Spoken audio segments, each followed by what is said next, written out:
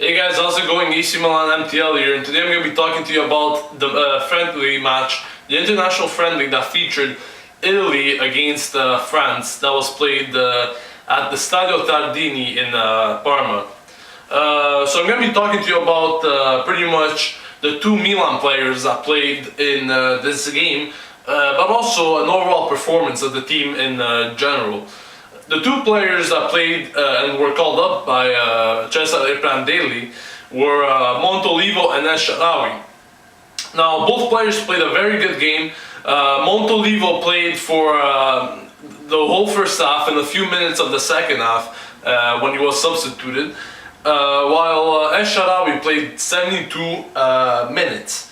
So quite good performances from both players. Also, El Shaarawy got his first senior international goal for Italy, and let me describe to you a bit the goal. So it was a great play, started with Balotelli, which deflected a pass in the air to Montolivo, and Montolivo gave a fine assist to El Shaarawy, which made no mistake, from about 5 meters out. So great play, great goal by El Shaarawy. Very happy for him because it shows that he's continuing his form, the form that he has at Milan, and also scoring for the national team, which it's only his third appearance in the senior side, so it's really great to see him score in the first goal in those 3 games. Very crucial to have a good average and start off scoring from the beginning of your career. Other than that, as I said, both players played well. We saw some new faces in the team today, faces that were either playing in the U21, the Italian side, or they were just simply new players that never featured for the Italian national team. So there were a lot of speculation on Marco Verratti, a player that plays in Paris Saint-Germain. Very great player. This guy could become the new Pirlo in the future. Great playing by him. He plays exactly like Pirlo, and for a young guy, that's crazy. So great performance by him. He could keep the control of the play, has a very good vision, and knows how to pass the ball around and keep it.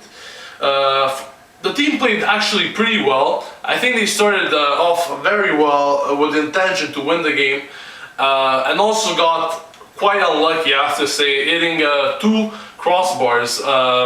The first one by Balotelli in the first 10 minutes in the game, and near the end, Giaccherini hits the bar from pretty close, I must say. Pretty much everyone played a pretty good game. Just I think we could have avoided both goals, especially on the first goal. Barzagli and Verratti kind of, I guess they could have done more to avoid it, because Valbuena just walked past them, and Barzagli was having a pretty good game up to then, but he couldn't stop Valbuena, which was pretty easy, I must say. But and after that, his game went downhill. But also many other players, especially after the second goal, and especially after the second half started, they weren't playing as great as the first half. For example, Verratti got subbed off, and I think the game quite changed from there, because a lot of substitutions were going on, and when there's too many substitutions in the game, especially like friendly games, when there's so many substitutions just to try out different players, things don't go exactly how you expect it to go. So Pirlo was subbed on for Verratti, and he tried to dictate the game, but I didn't see a Pirlo today that usually plays as he should.